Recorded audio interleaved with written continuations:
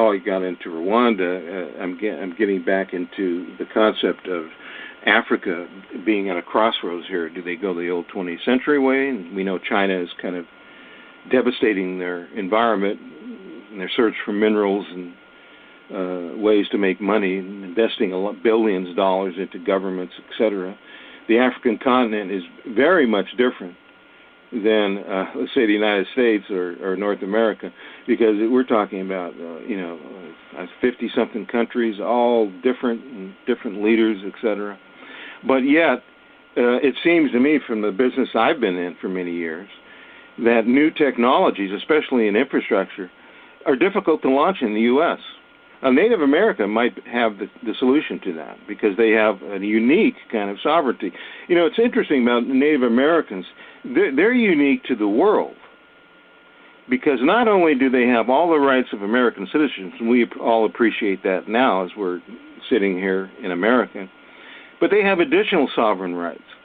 So they're in a very good position to kind of move us into the right direction to save our planet. But getting back to the African continent, it's easier to launch technologies there. For instance, one of our partners in the transportation sector of our our 21st century infrastructure has been working with San Jose State, and they have a facility there. You can look at inist.org to develop solar-powered pod car monorails. Very lightweight, slow, 35, 40, but to move around in a pod car, it can be 4 to 8 people. And he has models, etc. They were going to try to do a model downtown San Jose, 1 mile model of this system.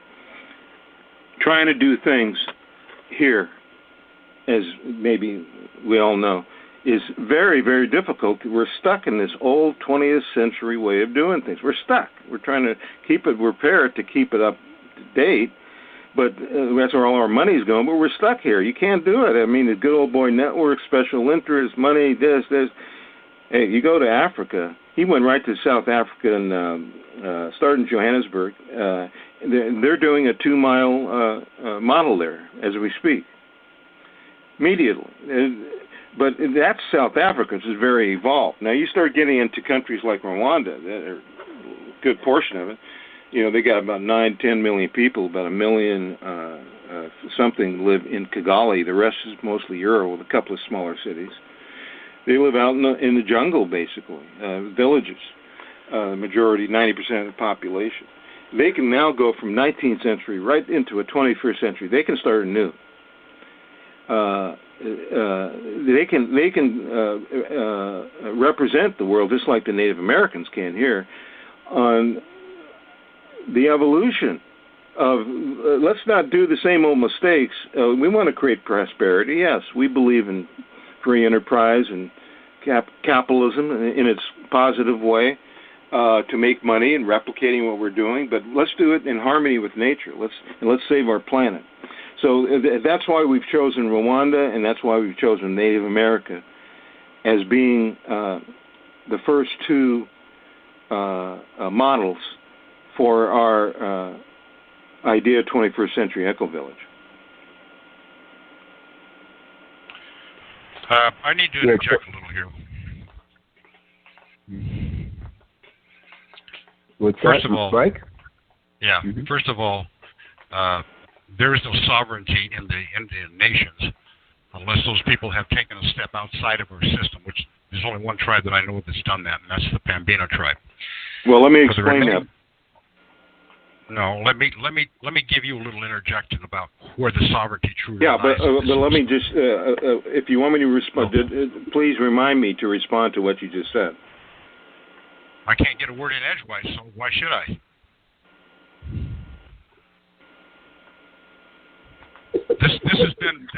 This whole program has been about construction 101, but you don't have any foundation for where you're building this stuff. You're looking at systems that have existed underneath a totalitarian rule for the last multi-thousand years. And the very unique thing that occurred about 240 years ago was that one group of people set themselves apart from all of that totalitarian stuff. They have been slowly coerced and led back into a ditch that was existing prior to that point in time.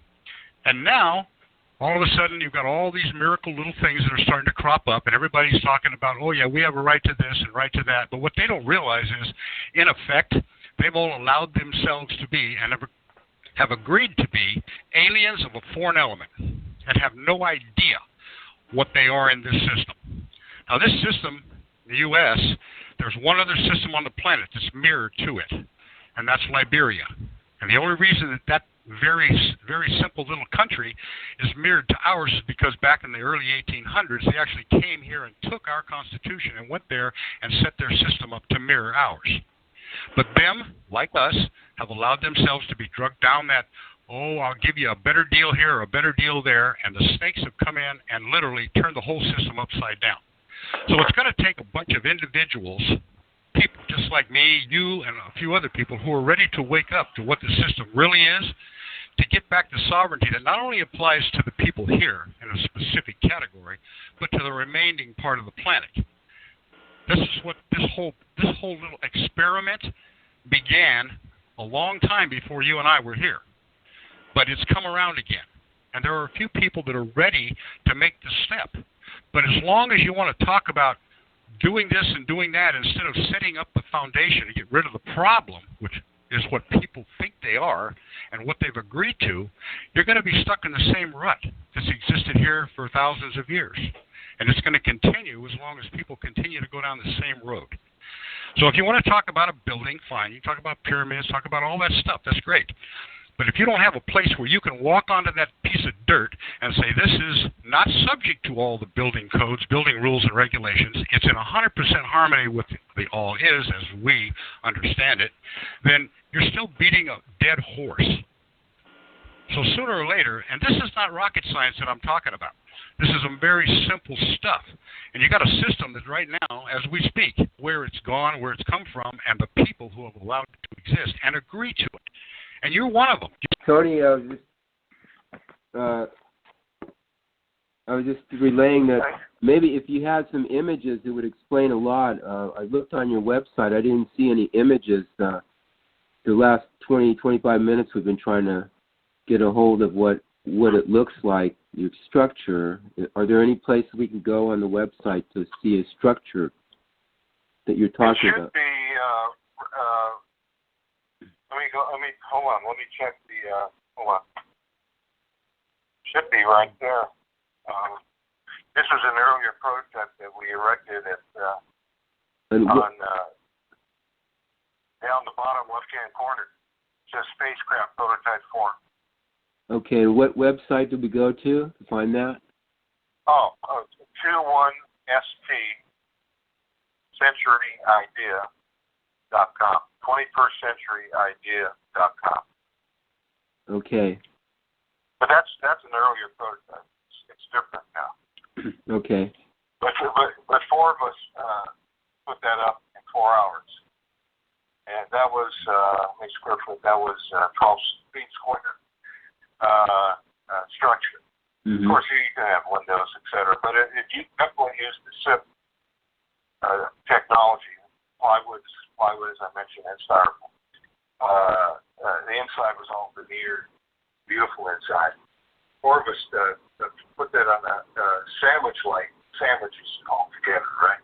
Put it on a pickup truck, drove it down to in front of the county building at Spring Fair at San Lorenzo Park, and we put it up there. That's what you see there in 4 hours, and that was 1980. Okay. We have like 10 minutes. Let's get into more of the community part of this, the infrastructure of the eco-village. Did Tim or Claudia have a question on that? Yes, I do. This is Claudia in Texas. My question is, I guess you could say from a mom point of view, in the structure, can you have windows, and how about toilets? How does that work?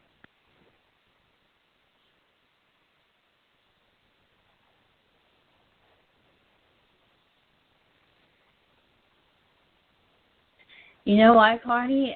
He was probably not able to hear your question because we're playing with the technical stuff here. Can you ask it one more time? Yes. You cut out for a minute. You cut out for a minute. Now you came back. The reason I don't like to use the mobile phone here is because the area sometimes doesn't get good reception. That's why the landline was better when we first called. But I didn't hear you for the last 30, 40 seconds. Oh, thank you. Well, first, thank you for coming and sharing this information. It's just fabulous. My question, first one is, can you have windows in the structure? And also, if you have children, can you have more than one toilet? That's all. Oh, okay. Thank you for asking that. Well, look at it like this one component that have been referring to for a while can be made in plexiglass, be clear. It could be something that you could open up in a way, get air in. It could be solid. It could be when they're a certain part of them when they come together can be a doorway. Not come together when they're not there. It's so of course you can put as many windows, skylight. You don't want any window like the model on the line shows. It's your choice depending on how you want to utilize this building component for your structure and the materials and what it's made of. It could be clear. It could be plexiglass. In the toilets, compostable toilets, or what? How do you do the sanitation part? Yeah, well, of course, the sanitation. I think in respect to these kinds of, we're talking about structures that are very affordable here. Is separate. One of these basic units, like the one I lived in, is separate where you go into, and it could be a hallway protected from the environment, made out of the same SIP technology, but it's separate. You go there, you have, of course, a compostable toilet, and there are many good recyclable toilets like Sunmar, Sun-Mar, Canada, but they use a peat moss for the catalyzing agent, and they get fertilizer on the bottom end. Although it's toxic, you can't put it on your crops because it's human fertilizer, and you can use it for shrubbery, etc. Well, we have a new water technology, and I think this might be of interest. So this is a very important one. It's called Spirity. It's all written under the water section of the website. That uses a new kind of a live microorganism, very beneficial, discovered fossil material 60 years ago, that sort of eats up all the chemicals and then speeds up the decomposition. Eats all the bad chemicals, human waste, speeds up the and when mixed with cow manure, and I have to say, I have to put quotes, it has to be cow manure. With this Spirity water, creates the catalyst that at the end, the bottom line of your compost, of your compostable toilet with human waste, it is organic fertilizer. Now, that's done as kind of in backyard technology. It has been proven in institutional research, but we do have a video of a dairy, 500 cow dairy using this kind of water where there's no flies, no odor. The cows are producing better milk. The manure, the cow manure, was an organic fertilizer, which the dairy sold as additional income from, in addition to what he used for his own hay that he grew. So it's things like that. We're affiliating each one of our industry sectors with the best of breed. Okay, I just told you about the water. Of course, conservation and other ways of dealing with water. The four biggest important, there's 8 industry sectors to the idea. 21st century eco-village, the most important are construction. You got to have a roof over your head. What the gentleman was saying before is very interesting, and I agree with him. But look more at these initial eco-villages as being a business, an entity where you can make money, and look at it as a laboratory that proves all these concepts. And you have to have a roof over your head to do anything. So you have space. Water is the next important thing. And then if you got water and space, all you really need is energy. And, of course, new technologies to take non-fertile land, making it fertile. You can do it with water. So you need water, energy, and a roof over your head to start anything. Then everything beyond that, transportation, energy, waste management, communications, preventive medicine, of course, you're always dealing in employing both Western technology. Well, there's a lot to be said for Western medicine, respect to mending and healing. But as far as preventive medicine, that's another industry within the idea of 21st century infrastructure. Another prosperity-making industry. Each one of these is a prosperity-making industry for its workers and inhabitants. That is the process of creating prosperity. And look at more as a laboratory, because obviously these lofty concepts of moving into the 21st century, yes, we have to do that, but it's not going to happen overnight. So these first two are going to be, you can look at them as the laboratories.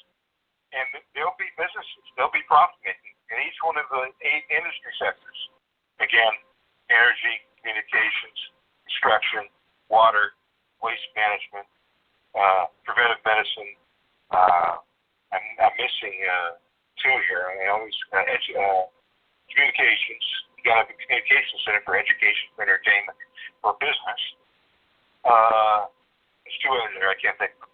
All industry sectors in themselves. If you look at this, let's say these initial eco-villages as each one of those operating and producing self-sustainable, restorative, regenerative 21st century technologies to not only sustain and live in harmony with Mother Nature in a zero-emission environment, but also be able to create prosperity by replicating what you are doing, because you can. Those people will be basically the pioneers of 21st century infrastructure. I'm not saying that they'll be the only one, but it has to happen if we're talking about saving our planet.